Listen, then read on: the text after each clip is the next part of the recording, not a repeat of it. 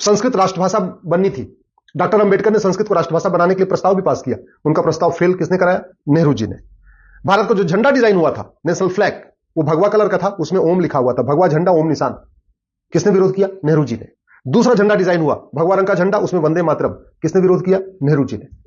भारत का जब national anthem decide हो रहा था, राष्ट्रगान, तो सब एक मत से कह रहे थे क्योंकि पूरा पूरा फ्रीडम स्ट्रगल वंदे मातरम से हुआ है, तो हमारा जो राष्ट्रगान होना चाहिए वो भी वंदे मातरम होना चाहिए। किसने विरोध किया? नेहरू जी ने। और क्या किया? जनगण मन को राष्ट्रगान बनवा दिया। जब देश के नाम की बात आई तो हुआ भाई भारत है तो भारतीय होना चाहिए, लेकिन India that is Bharat, Bharat का नाम इंडिया भी रखवा दिया। किसने? नेहरू जी ने। क्योंकि उस समय नेहरू जी की चलती थी, कांग्रेस की चलती थी, ज्यादातर मेंबर संविधान सभा में कांग्रेस के थे, तो नेहरू जी का एक तरीके से पूरा उनके ऊपर कंट्रोल भी रहता था। आर्टिकल 35 है, किसने जुड़वाया संविधान में? नेहरू जी ने। नतीजा क्या हुआ? कश्मीर के जो हिंदू थे वो थर्ड क्लास सिटीजन हो गए। आर्टिकल 370 संविधान में किसने जुड़वाया? नेहरू जी ने। नतीजा क्या हुआ? अलगाववाद बढ़ा, आतंकवाद बढ़ा, कश्मीरियों का नरसंहार हुआ, बहन बेटियों का बलात्कार हुआ, हजारों सैनिक मारे गए, हजारों हमारी बहन बेटियां विधवा हो गई, पलायन हुआ। किसके कारण? आर्टिकल 370 के कारण। संविधान का आर्टिकल 13 कहता है सारी कुरीतियां खत्म करना है, सारी कुप्रथाएं खत्म करना है। कभी नेहरू जी ने इस पर संसद में चर्चा ही नहीं किया, इसलिए जितनी विदेशी कुरीतियां मुगलों के समय से चल रही थी वो यथावत चलती रही। आर्टिकल 25 में एक प्रोपोगेट वर्ड किसने जुड़वाया था? नेहरू जी ने। नतीजा क्या हुआ? पूरे देश में धर्मांतरण हुआ और आज की डेट में 9 राज्यों में 200 जिलों में 900 तहसीलों की डेमोग्राफी बदल चुकी है। आर्टिकल 30 माइनॉरिटी का कॉन्सेप्ट किसके कहने पाया? नेहरू जी के कारण। अल्पसंख्यक बहुसंख्यक का जो खेल चल रहा है, जो तुष्टिकरण चरम पे है, वो संविधान में आर्टिकल 29-13 जो माइनॉरिटी शब्द है उसके कारण है। और इसके मूल प्रणेता, इसके डिजाइनर कौन है? नेहरू जी। कभी नेहरू जी ने जो गुलामी के नाम चल रहे हैं भारत में उसको हटाने का प्रयास नहीं किया। एक भी गुलामी का नाम गांधी नेहरू परिवार ने नहीं हटाया। एक भी गुलामी का निशान काशी, मथुरा, भद्रकाली, भोजशाला, अटाला, अयोध्या, जितने भी है, एक भी जो गुलामी के निशान है उसको रिस्टोर करने की प्रयास नहीं किया। एक भी गुलामी की कुरीतियों को खत्म करने के लिए नेहरू जी ने कोई प्रयास नहीं किया। एक भी गुलामी की कुप्रथाओं को खत्म करने के लिए नेहरू परिवार ने कोई प्रयास नहीं किया। गुलामी की शिक्षा जो मुगलों के समय से मदरसे चल रहे थे, अंग्रेजों के समय से मिशनरी स्कूल चल रहे थे, उसको किसने आगे बढ़ाया? नेहरू जी ने। गुलामी की जो चिकित्सा व्यवस्था है उसको मजबूत किया और भारत की चिकित्सा व्यवस्था को बर्बाद करने के लिए कानून किसने बनाया? 1954 में नेहरू जी ने। भारत में 1894 में लैंड एक्विजिशन एक्ट बन गया था। अंग्रेजों ने पूरे देश की जमीन मिशनरीज को बांट दिया था। मुस्लिम्स को जमीन नहीं मिली थी, हालांकि उसके पहले मुगलों समय में सारी जमीन मुस्लिम्स को मिल चुकी थी, लेकिन फिर 1954 में वक्फ एक्ट बना के नेहरू जी ने वक्फ बोर्ड गठित कर दिया। भारत में गुलामी की पुलिस व्यवस्था बदलने के लिए कभी भी नेहरू परिवार ने प्रयास नहीं किया। गुलामी की कर व्यवस्था बदलने के लिए नेहरू परिवार ने कभी प्रयास नहीं किया।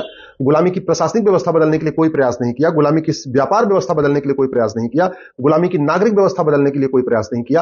अंग्रेजों का जो कानून चल रहा था उसमें एक भी कानून खत्म करने के लिए कोई प्रयास नहीं किया। हाँ, यह किया कि चीन को, भारत की जो परमानेंट मेंबरशिप चीन को, भारत को मिल रही थी, उसको चीन को दे दिया। चीन को जमीन भी दान दे दिया, पाकिस्तान को भी जमीन दान में दे दिया, वर्मा को भी जमीन दान में दे दिया, लंका को भी जमीन दान में दे दिया। अपना नाम ऊपर करने के लिए जमीन दान करते रहे भारत की। 1975 में उनकी बेटी ने इमरजेंसी लगा दिया। 1976 में संविधान का जो बेसिक स्ट्रक्चर है वो बदल दिया।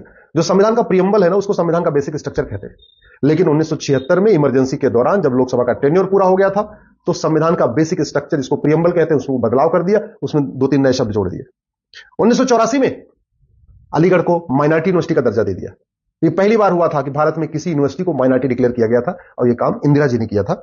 1985 में राजीव गांधी ने सिटीजनशिप एक्ट में एक सेक्शन 6 जोड़ दिया। सिटीजनशिप एक्ट में सेक्शन 6 जोड़ा और जोड़ के असम में लगभग 60 लाख बांग्लादेशियों को भारत की नागरिकता दे दी। याद रखिएगा, 1984 में जो चुनाव हुआ उस समय राजीव गांधी जी को 404 सीट मिली थी और अगले ही साल 1985 में सिटीजनशिप एक्ट में सेक्शन 6 से जोड़ दिया और असम में लगभग 60 लाख बांग्लादेशियों को नागरिकता प्रदान कर दिया। साबानो का फैसला आया और उसके अगले ही साल 1986 में अपने 404 सीट का उपयोग किया और सुप्रीम कोर्ट का फैसला पलट दिया। 1991 में कांग्रेस ने एक प्लेस ऑफ वर्शिप एक्ट बना दिया और हिंदू, जैन, बौद्ध, सिख के लिए कोर्ट जाने का रास्ता बंद कर दिया कि अब हम कोर्ट जाके अपने हमारे जो मठ मंदिर तोड़े गए थे, जो मुगलों के द्वारा तोड़े गए थे, उनको रिस्टोर न कर सके, उसके लिए 1991 में प्लेस ऑफ वर्शिप एक्ट बना दिया।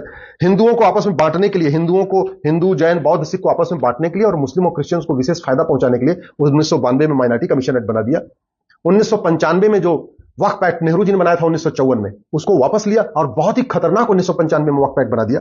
उसके बाद फिर 2004 में national commission minority education institution act बनाया और उसके बाद अलीगढ़, पहली बात 1984 में अलीगढ़ यूनिवर्सिटी को माइनॉरिटी का दर्जा दिया।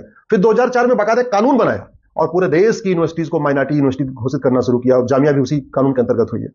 2010 में कानून बनाया एफसीआरए। उसका मूल उद्देश्य था कि जो भारत विरोधी शक्तियां हैं, माओवादी, नक्सली, अलगाववादी, कट्टरपंथी, जिहादी, नेता, अभिनेता, लेखक, बुद्धिजीवी, पत्रकार, कलमकार, जो भी देश के खिलाफ करते हैं, उनके एनजीओ को बढ़िया फंडिंग होती रहे विदेशों से, उसके लिए 2010 में एफसीआरए बना दिया।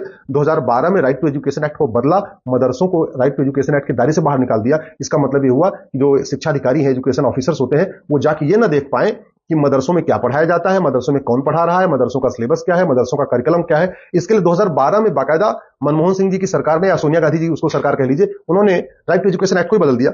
2013 में वक्फ एक्ट को असीमित शक्ति दे दिया। 2013 में जैन को भी अल्पसंख्यक घोषित कर दिया। तो अगर आप ध्यान से देखें तो 53 साल राज किया कांग्रेस ने, उसमें 50 से ज्यादा ऐसे घटिया कानून बनाए जिसका मुख्य उद्देश्य था कि भारत की संस्कृति बर्बाद हो जाए, सनातन धर्म बर्बाद हो जाए, भारत धीरे धीरे गुलामी की ओर चलता जाए।